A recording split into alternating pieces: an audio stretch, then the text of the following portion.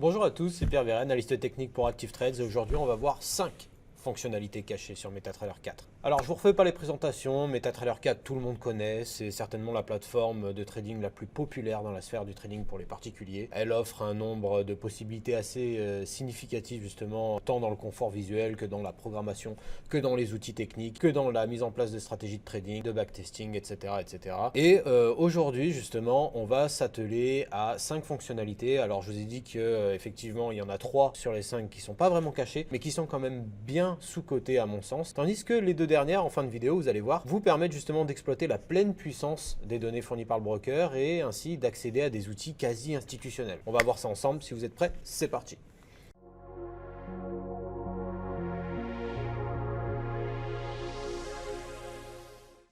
Alors c'est parti, on va commencer comme je l'ai dit avec des outils ultra simples, ultra basiques, quoique clairement sous-cotés, pour s'enfoncer au fil de la vidéo vers des choses beaucoup plus puissantes et sophistiquées. Alors le premier outil dont je vais vous parler aujourd'hui, c'est le Screen Ruler. Le Screen Ruler qui est un outil qui permet en un seul clic d'estimer des distances sur les graphiques, chose qui est extrêmement importante, notamment lorsqu'on a spoté une configuration technique intéressante et qu'on a besoin de prendre des décisions rapides, notamment savoir si les ratios de risk-reward permettent justement d'élaborer une stratégie de trading sur cette configuration-là. Donc en gros, ça permet d'estimer les distances entre un prix potentiel d'entrée et un objectif, ou alors un stop loss ou un niveau d'invalidation. On va prendre tout de suite l'exemple que j'ai trouvé sur le CAC 40, comme vous pouvez le voir ici, CAC 40 graphique M15, où j'ai repéré une configuration de breakout à la hausse à l'intérieur d'une phase de consolidation baissière au sein même d'une phase de tendance haussière de plus long terme. On peut le voir ici, voilà, j'ai repéré un premier support ici donné par le premier sommet par le marché, le dernier sommet pardon enregistré par le marché avant le breakout. L'objectif sera donné par le dernier sommet enregistré par le marché avant l'entrée en consolidation, donc juste ici, à condition que les prix s'affranchissent d'une première résistance que je vais placer juste là. Voilà, maintenant la question se pose, c'est quelle est la distance entre cette première ligne rouge et cette deuxième ligne rouge. Bah regardez, je clique gauche, je maintiens cliqué et la valeur du milieu me donne la distance en points. Alors il faut la diviser par 10,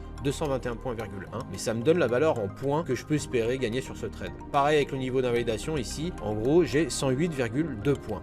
Voilà, donc 108,2 points et ça me permet globalement d'aller chercher, voilà, regardez, 11 175 points pour la taille totale de la correction sur ce marché. Donc vous l'avez compris, ça vous permet justement d'évaluer les distances de manière extrêmement rapide. C'est vraiment un outil qui va surtout faire plaisir, je pense, aux scalpers ou des personnes qui tradent à très court terme en intraday, ce genre de choses. Voilà.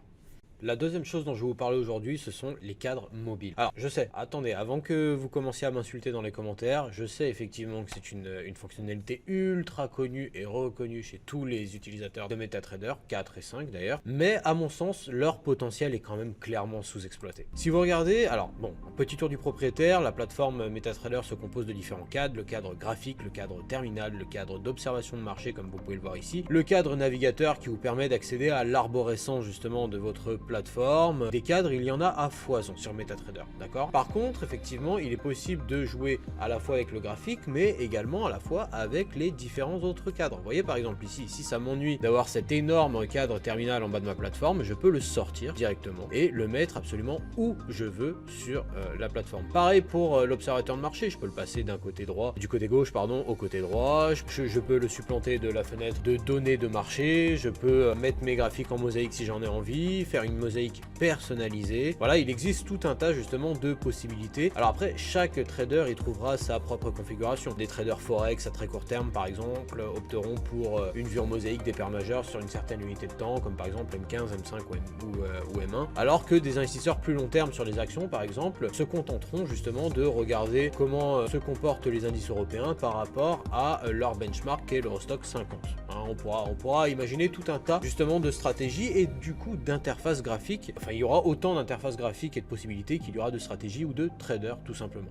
Pour aller toujours plus loin dans la personnalisation, je vais maintenant vous proposer d'aller faire un tour sur des fonctionnalités qui vont vous permettre de sauvegarder ces configurations sur lesquelles vous avez souvent travaillé assez longtemps, quelques minutes, parfois des heures, et qu'il faut à tout prix justement rendre disponible en toutes circonstances. Alors pour cela, pas de panique, il y a des solutions, mais il va nous falloir tirer parti du plein potentiel qu'offrent les templates et les sauvegardes de profil. Alors on va commencer par le commencement. Tout d'abord, lorsque lorsqu'on ouvre un graphique sous MT4, le graphique par défaut s'affiche comme ceci. Il est vraiment très moche, si vous me demandez mon avis, il donne pas vraiment envie de trader quand on voit ça, mais par contre la force de MetaTrader, c'est justement de pouvoir personnaliser intégralement son graphique, les bougies, le background, le fond, etc. Maintenant, je vous apprends rien, vous connaissez tous ces fonctionnalités, elles sont pas cachées, donc là je suis en train de paramétrer un graphique, de configurer un graphique comme je l'aime, avec les couleurs que je veux, à la fois pour le fond, pour les bougies, les méthodes de représentation des prix, voilà, etc., les unités de temps, etc. Et donc, ça va me permettre justement de sauvegarder ce modèle, c'est-à-dire qu'à chaque fois que je vais ouvrir un graphique, je veux pouvoir installer ce modèle sans avoir à passer par tous les réglages. Donc là, bien évidemment,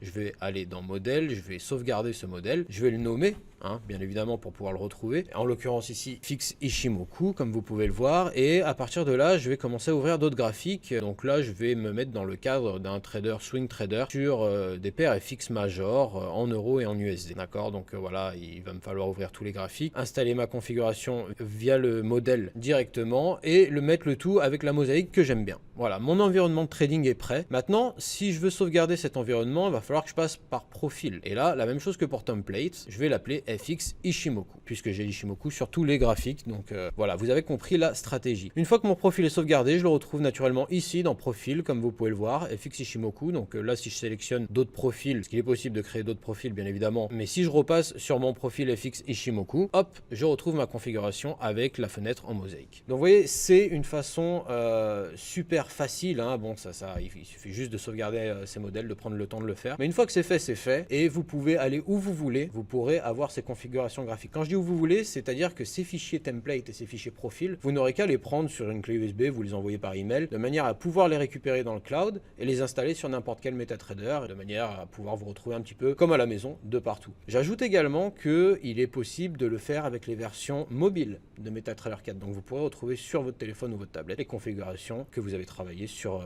la version desktop. Et c'est parti pour le tips numéro 4, le période converteur. Le saviez-vous que, en plus des unités de temps classiques qu'on retrouve sur MT4, M1, M5, M15, H1, H4, Daily, Weekly, Monthly, il était possible d'avoir ses propres unités de temps, de fabriquer, grâce aux données que vous envoie le broker, de fabriquer ses propres unités de temps. Alors pour cela, c'est très simple, je vais prendre l'exemple qu'on a ici sur le Gold. Imaginez que voilà, je décide d'ouvrir le chart du Gold parce que je trouve qu'il y a une configuration intéressante dessus, donc je vais me mettre sur un graphique journalier, en D1, comme ceci. Sauf que, bon, moi je m'aperçois que j'aimerais bien avoir un graphique en D2, en 2 journées, si c'était possible. Eh bien oui, c'est possible. Pour ce faire, il va falloir ouvrir le cadre navigateur, aller dans l'onglet script, prendre le période converteur et le glisser déposer sur le chart. Ici, dans la valeur, je vais mettre 2, vu qu'on est sur un graphique daily, je vais prendre 2 journées. J'appuie sur OK et je peux récupérer mon chart dans Ouvrir hors ligne, Open Offline, dans cette petite fenêtre. Voilà, je le sélectionne, Gold D2, comme vous pouvez voir. Je vais double-cliquer dessus pour me l'ouvrir et maintenant, je n'ai plus qu'à installer mon petit template qui va bien, que je viens de faire et j'ai maintenant accès à mon graphique Gold en D2, un graphique en 2 journées, parce que c'est des raisons qui me regardent, c'est ma stratégie, c'est comme ça, mais il est également possible de faire des 6 bougies H4, de faire des graphiques en 3 semaines, comme vous voulez. L'inconvénient, c'est que ça sera des graphiques hors ligne, par contre. C'est un petit peu c'est un petit peu le défaut de la chose, ce ne sera pas possible de les avoir en dynamique. Mais si vous faites une analyse le week-end, par exemple, ou même à plus long terme, ça peut être très sympa. Puis, ça vous permet d'avoir accès à des données qui sont normalement cachées, puisque pas disponibles par défaut sur la plateforme. Ok, il est désormais temps de passer à la fin de notre classement, avec en numéro 1 de notre top 5, un outil qui est pour moi d'une importance capitale. Vraiment, c'est quelque chose de surpuissant et de crucial et que tout le monde connaît, mais que personne n'utilise hormis les institutionnels. J'ai jamais compris pourquoi. Alors, c'est vrai que par défaut, il n'est pas disponible sur la plupart des plateformes d'analyse technique, à part UpData, il me semble. Mais c'est quelque chose qui reste néanmoins accessible avec MT4. Alors, c'est une fonctionnalité pour le coup cachée. Et alors, cachée et sous-côté, parce que je comprends pas pourquoi personne l'utilise alors que tout le monde sait que ça existe. Et cachée parce que vous allez voir qu'il faut faire quand même quelques magouilles, quelques petits bidouillages sur MT4 pour pouvoir accéder à ce type de données. Je veux bien évidemment vous parler de graphiques de force relative. Alors attention, vous pouvez d'ores et déjà effacer votre commentaire, je ne vais pas vous faire un énième webinaire sur l'indicateur de force relative RSI. Là, je parle de graphiques de force relative, c'est très différent. Les graphiques de force relative sont utilisés pour comparer deux actifs entre eux, pour savoir lequel surperforme l'autre et dans quelle mesure. Alors généralement, on les utilise pour savoir quelles actions surperforment un secteur ou surperforment un benchmark de référence. Donc là, je vais vous montrer. On va prendre l'exemple de l'AEX. L'AEX qui, comme chacun sait, est l'indice boursier de la place d'Amsterdam.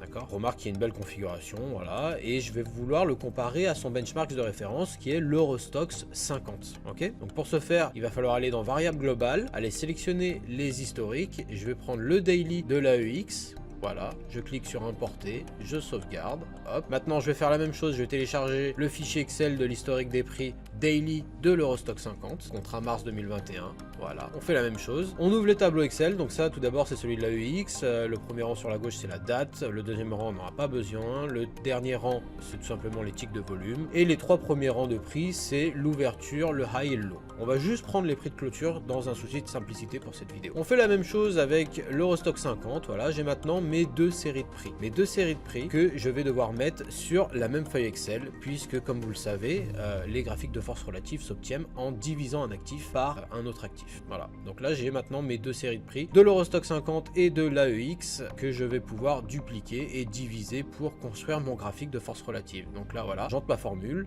Donc AEX divisé par Eurostoxx est égal 0,163393. Voilà, je fais ça pour toute la colonne. Je récupère toutes les données et je vais construire un graphique avec ces nouvelles données. On va prendre un graphique linéaire, on va pas faire très compliqué non plus. Et là on s'aperçoit très simplement, si j'agrandis mon graphique, que tout simplement l'AEX surperforme l'Eurostoxx. C'est-à-dire que non seulement l'Eurostoxx monte, mais l'AEX monte encore plus. Et encore plus dans les tout derniers échanges, on peut voir une belle accélération de prix. Donc vous pouvez vous apercevoir à quel point les fonctionnalités d'MT4, peu de limites j'allais dire, puisque juste en important les données de prix, on s'aperçoit qu'on a accès à des données cachées là encore. C'est comme les graphiques de tout à l'heure, les graphiques en données customisées, bon là c'est exactement pareil. En divisant un actif par un autre, on s'aperçoit de quel actif surperforme et dans quelle mesure, ce qui peut nous permettre de nous orienter vers des titres porteurs à l'intérieur d'un marché qui monte et des titres porteurs à l'intérieur d'un secteur, à l'intérieur d'un marché qui monte, vous voyez. Donc c'est une façon de faire des approches